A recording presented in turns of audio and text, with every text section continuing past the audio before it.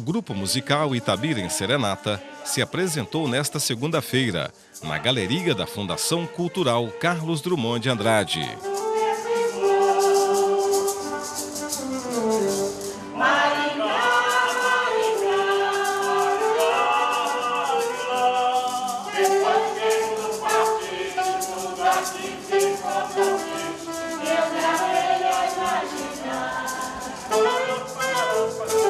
É uma noite memorável com grandes clássicos do cancioneiro popular brasileiro.